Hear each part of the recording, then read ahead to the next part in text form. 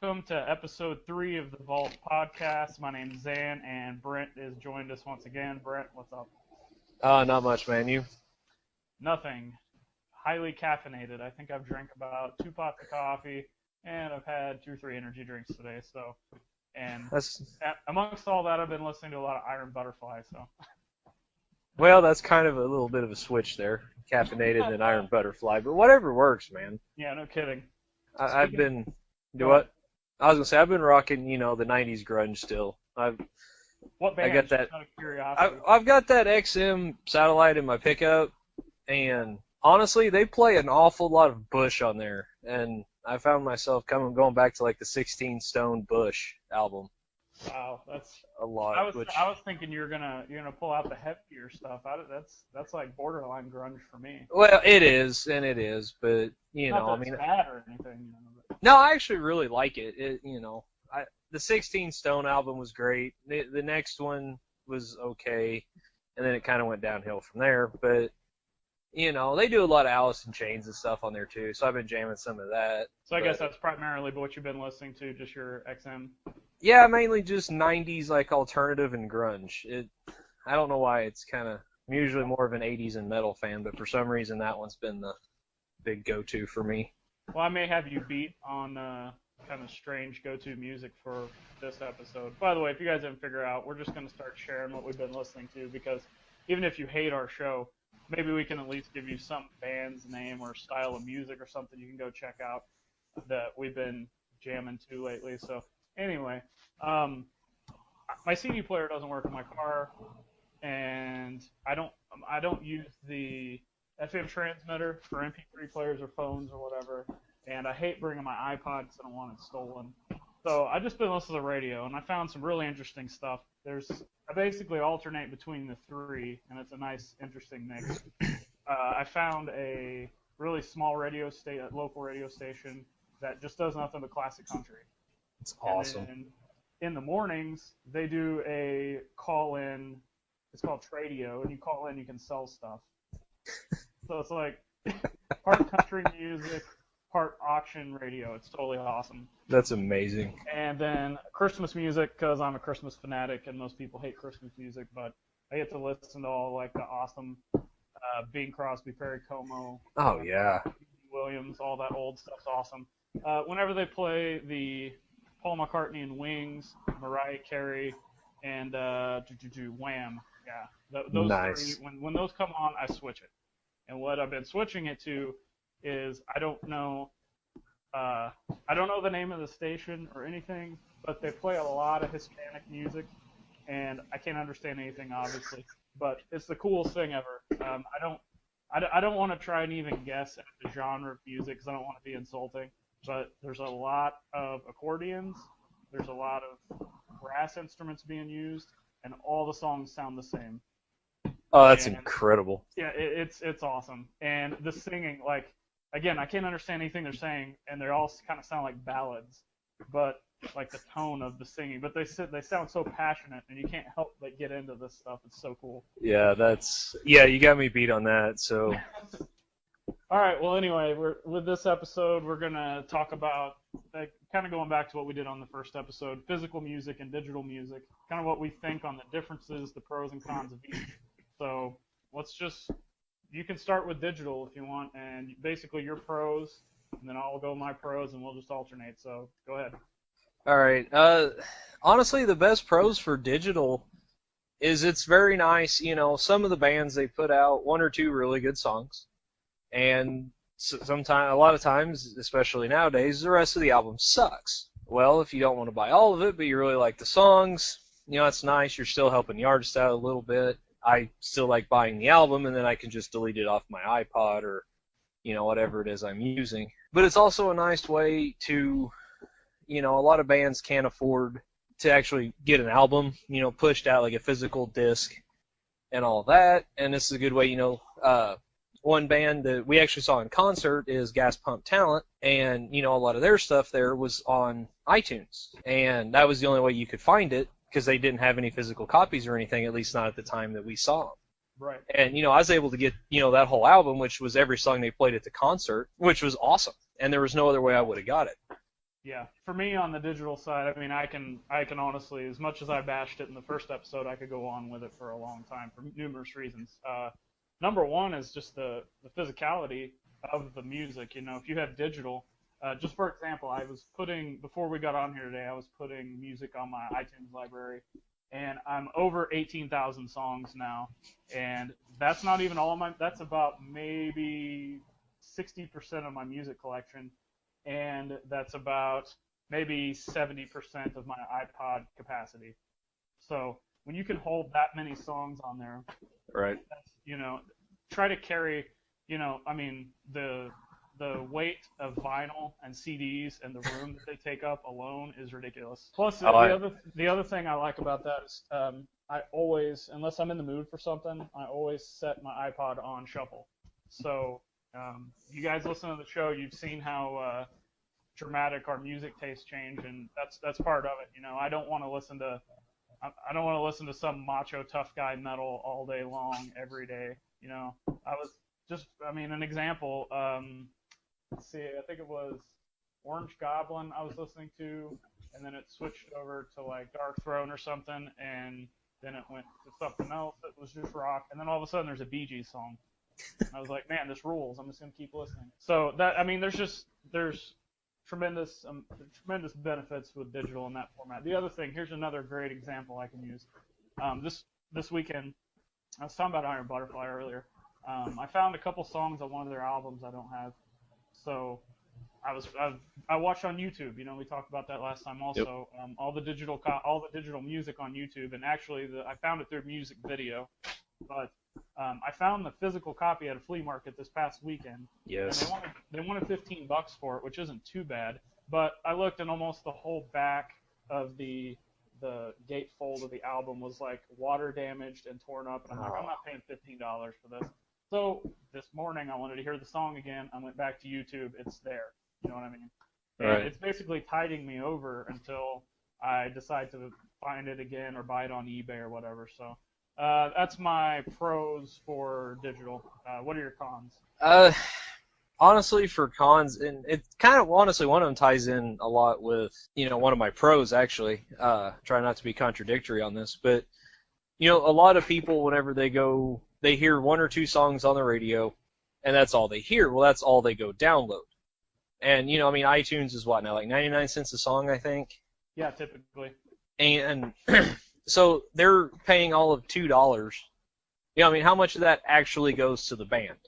And you have this entire album, because I mean, a lot of stuff, like we talked about a little bit last time, a lot of times the really good stuff, like the great, the well-written songs, the really good music, and all that is not the radio singles. The singles are made to catch people's attention, make them happy or whatever feeling they're going for, just to get people's attention to drive album sales.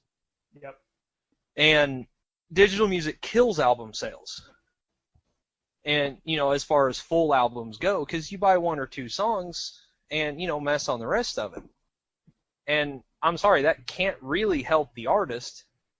And something else that drives me nuts about, this new digital age of music is, the stuff that happened with YouTube. And, that drives me nuts. And that's something that they can do now in these days. And the other thing is, like you had said with the Iron Butterfly, you could go on to YouTube and just listen to it. Well, they're not getting money for people listening on YouTube. And, Right. It's great for us. Yeah, we get it here. That's a great tune. But, you're not actually helping the artist. I mean, Iron Butterfly, I don't know. Yeah, who knows? I haven't, are they even alive? Like, I don't Yeah, know. right. Right. And so, I mean, sometimes it's a bigger deal than others. But that's kind of the big con for me is you get a lot of people will just hear whatever's on the radio. And that's all they'll download. Now, I mean, some people, like, I know you and I are different about this. We tend to go with the whole album. Yeah. And, we'll listen to it. And usually, whatever they play on the radio usually ends up being the thing I listen to the very least, if at all. And so it's not as big a deal. It's just, you hear a lot of stuff around. And I think, in a long run, it actually kills album sales. Yeah, I agree and somewhat disagree on all that. I'll start off by saying also before I was on here, I think it was either Metal Sucks or Blabbermouth, one of those metal sites, which I don't even check very often, but for some reason I decided to check. and Corey Taylor from Slipknot was on there, and he was being interviewed, and they were talking about album sales. I thought this was very interesting. Do you know not one album of any genre has been certified platinum this year? We're almost through a calendar year, and not one album has been certified platinum of anything. See, I heard that, and honestly, that surprised me because I figured there was some country or something that had been platinum or anything. I figured that was more specifically just rock and metal. Yeah, and I mean, slightly off topic here, but he said, you know, he was talking. Did you listen to the interview or read it? I just saw that little blurb was all. Oh, okay. He basically said that music now, and we talked about this last episode. It's not so much about, you know, he was talking about the amount of sales, and he said, you know, that doesn't mean that only that many people, because I don't remember the figure. He's like, it's not just that many people have heard the album. There's a lot more that's heard it. He was talking about that. I don't remember how many millions or hundreds of thousands of streams they had for Knotfest, and all the people that showed up to their festival alone. You know, pretty sure not all of them purchased that album. So that's just kind of a side note that, you know, we were going into, but let's see, cons of digital. Isn't that what we were on, right? Yeah. Okay, so I guess for me it's more so the feeling of music. I'll use my Iron Butterfly example again. I keep listening to this song on YouTube, but I keep listening to it because I don't have a physical copy. It's very annoying for me to have to use my cell phone or go onto YouTube on my computer to check this song out. I want to be able to throw it on my record player or put it on my iPod or any of that stuff, because it's just, I don't know, I lose the feeling listening to music through my computer all the time. So more cons for me on digital is, you know, the physical copy, you get the artwork. Digital, you get the artwork as well, but I'm looking at a small picture on a screen. Right. Whether it's your computer or whether it's through iTunes on your iPod, whether it's the Classic or Touch or whatever, iPad, whatever, you get to look at the picture. You don't get to open it up. You don't get, you know, to insert posters or stickers or lyric sheets. None of that stuff. It's just when I'm listening to digital, I don't know, it just doesn't, I guess I should also say that a digital, if I downloaded it from, I've actually, you know, downloaded some free albums from bands that put them out for free, or iTunes specials for free or whatever. For some weird reason, if I transfer it off my physical music, it doesn't, I don't get that feeling. I don't know, it's just probably something weird with me, but. No, honestly, I get that, because you know, you listen to, I think that's why vinyl's making a comeback, honestly. Because, you know, there's a certain sound that you get that's different whenever you've got, you know, the needle on the vinyl versus just the digital. Even CDs, though, I mean, like downloading files in general, it seems like they're always, you know, because they have to be compressed to download them at a smaller size. And they just, I don't know. And, you know, they've gotten better over time. I remember downloading, you know, music when Napster and Kazaa was out way back in the day, and like, sounded like you were in like a bottom of a pool with water. Right. You know, it's terrible. And it's gotten better, but still, you know, it just doesn't sound as good. No. So, moving on, we may end up coming back to that. I don't know, but that's fine. Moving on to physical music.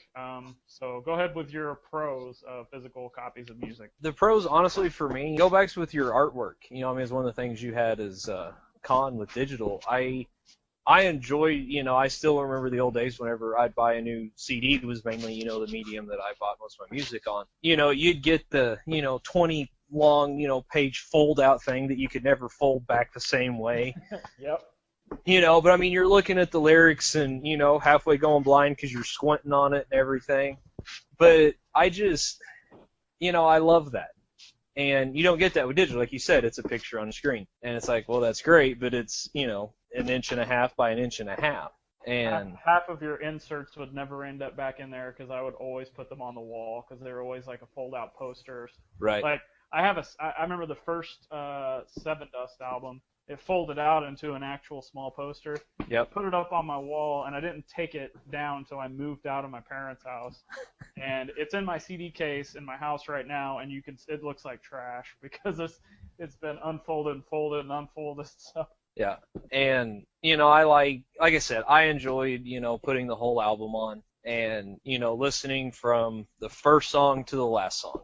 even if, I got halfway through a song and I hated it, I would still listen, all the way through at least, 2 or 3 times. I mean, you can do that still with digital, but it's just, I don't know, it's different with, like you said, it's just different. And the other pro is, I have it. I can, like you had said, you can always put the old record on, you can put the CD player in. You don't have to get on your phone, you don't have to, get on your computer or anything like that. You've got it and it's right there. And you're giving, you are buying the album for, the artist. Yeah, it's actually a physical piece of art, not only the artwork but the music. And it's are you gonna buy a digital painting? You know right. what I'm saying? If people like paintings, they're not gonna go buy a digital one. I wouldn't think.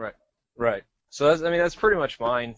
I'm not as big into the vinyl collection, and it's not because I don't want to. It's just I don't have the money and I can't find it good cheap. There's cons to that. Trust me, I'll get into that when we because I have a laundry list of stuff like that. But anyways, the pros for me, everything you said. I mean, the collection aspect. Like, I love walking into my room and just seeing walls of CDs.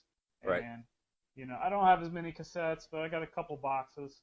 And then, the vinyl, a few hundred of those. And just being it, like, even if I want to walk in and I don't listen to anything, flipping through and checking them out and seeing what I like. In fact, one day I was flipping through and I'm really into these older vinyl, like, the Halloween sounds and Halloween creepy stories. There's no music at all. It's just, it's storytelling. But the artwork, that stuff's still awesome. Yeah, and the artwork on it is just totally awesome. It reminds you something out of like a Misfits cover or something like that. And really badly drawn and just super cool. So just having them physically owning the music and just going through. And maybe I'm just a total nerd, but. Oh no, because honestly, while you were talking, I remember thinking we used to have whenever I was a kid growing up, we had a Halloween vinyl that was Vincent Price. Oh, cool. And, he was doing, I don't remember exactly what it was anymore. I was too young and stuff. But I remember the thing just, like, completely freaked me out. And it was all because of Vincent Price. Yeah. And, it was amazing. And like you said, it was just, like, stories and stuff. I think there may have been 1 or 2 songs.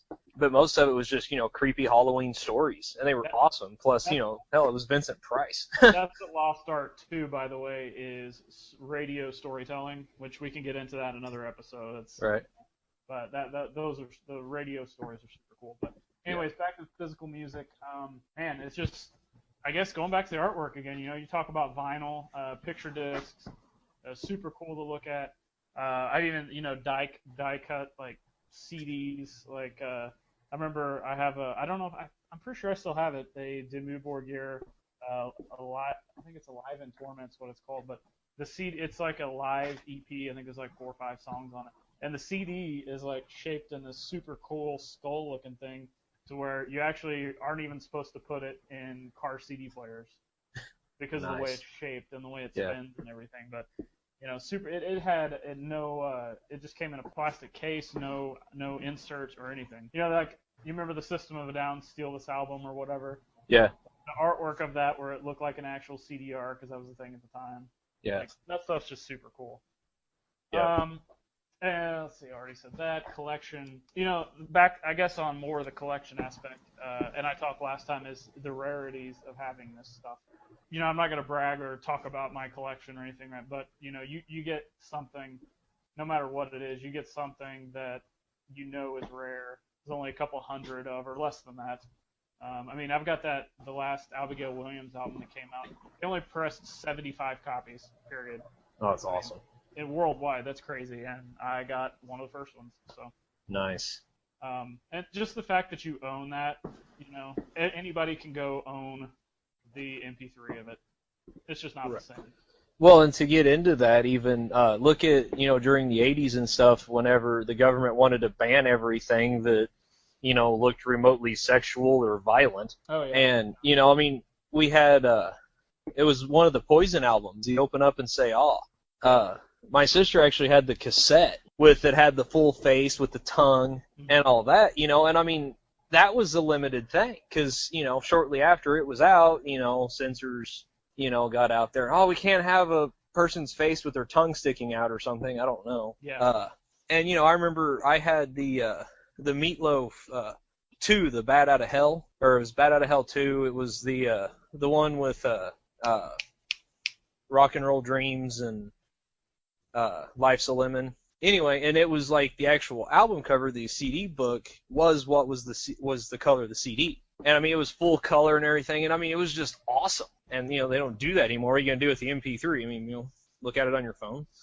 But yeah, it's like I said, they do include the album art, but it's like half an inch squared off, and they just kind of embed it into the MP3. Like, oh, Yep. big deal, Yep.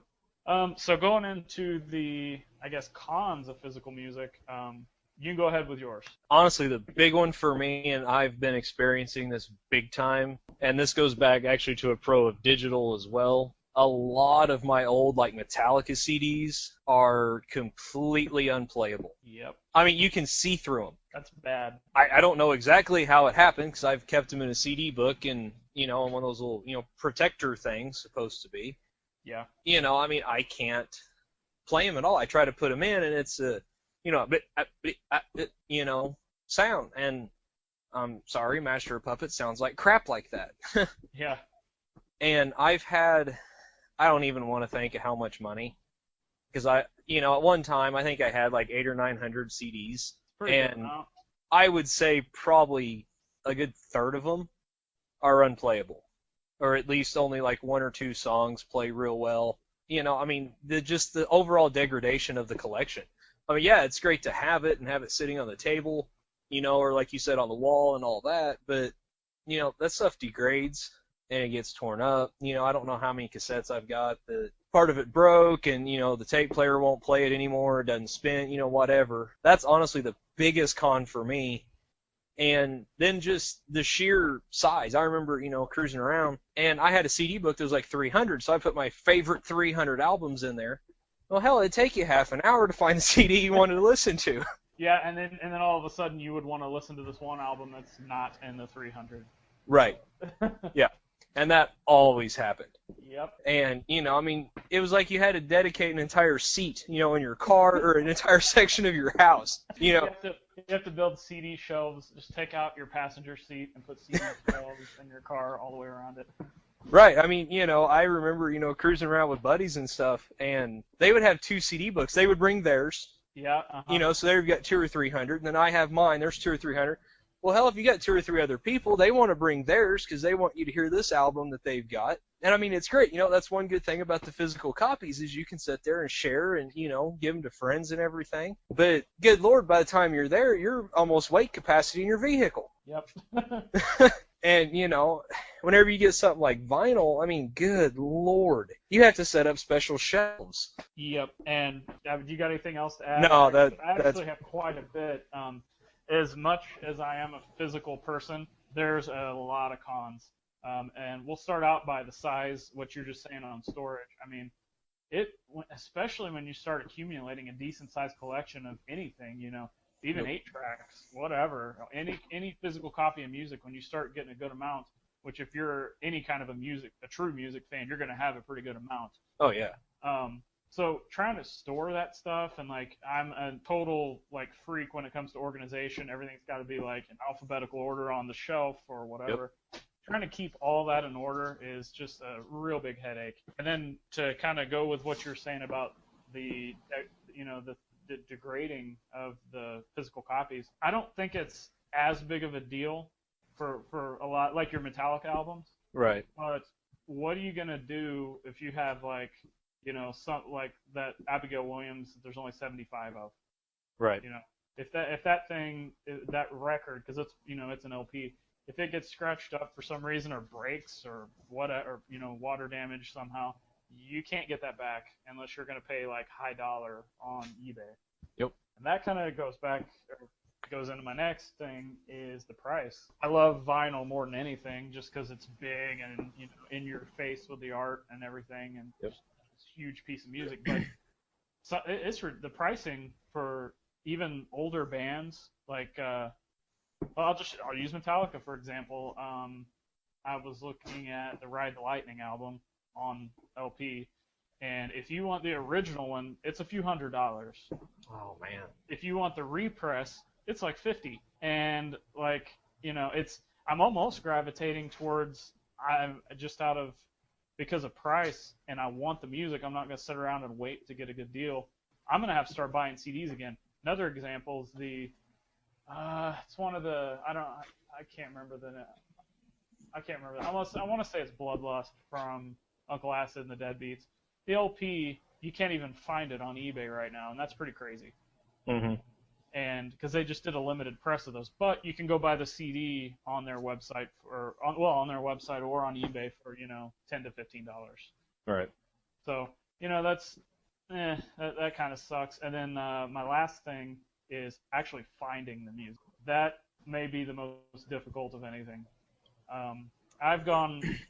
Let's see. It's been a while since I've been into like an actual chain store like a Best Buy or a CD Warehouse or FYE or something like that actually sells the music.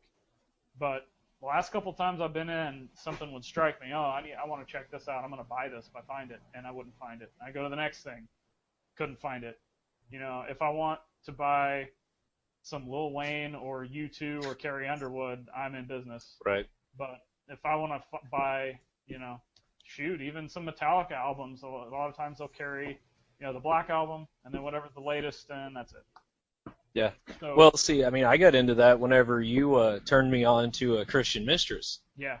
I think I looked for like 6 months until like CD Warehouse finally got it in. Yeah, and I guess that's just sign of the times. We talked about that on last show, which if you didn't listen to the last show already, you need to go back and listen to it.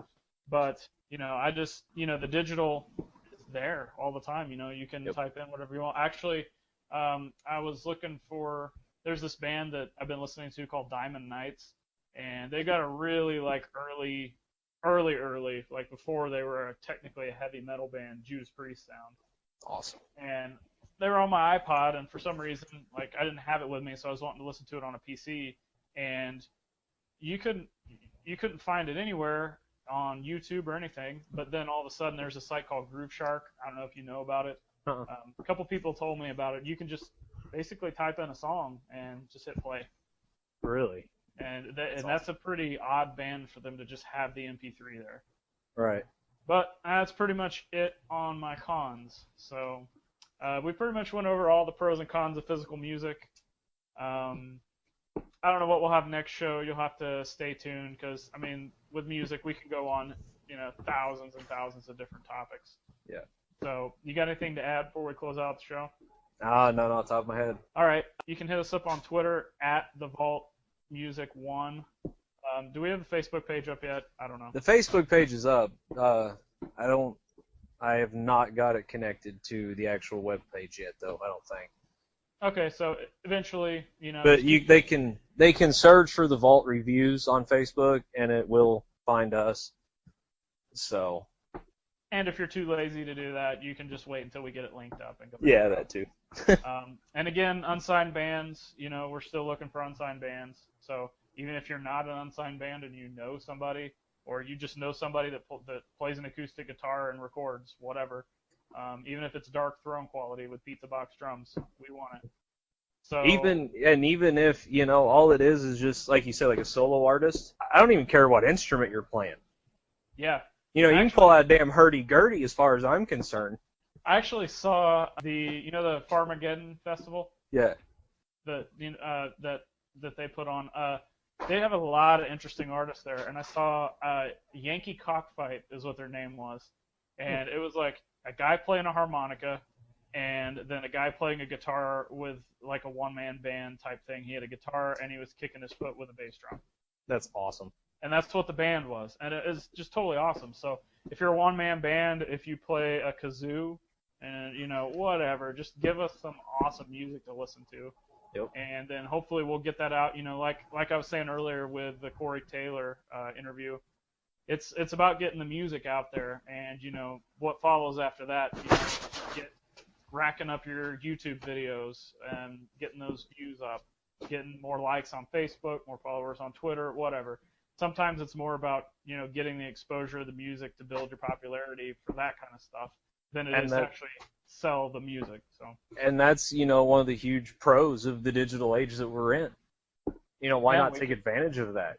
Yeah, and doing this show right here. Yeah. I mean, if we didn't have some form of digital platform that's Right. really not costing us anything, we wouldn't Right. be able to do this. So, and it'd be awesome to get some people on here to interview if we could ever set that up. Yep. That'd be sweet. That would be. I don't know if that'll ever happen, but we'll see. Yeah. All right. Well, thanks for listening, and keep listening. Check out the website. Check out all the album reviews. Later. Later.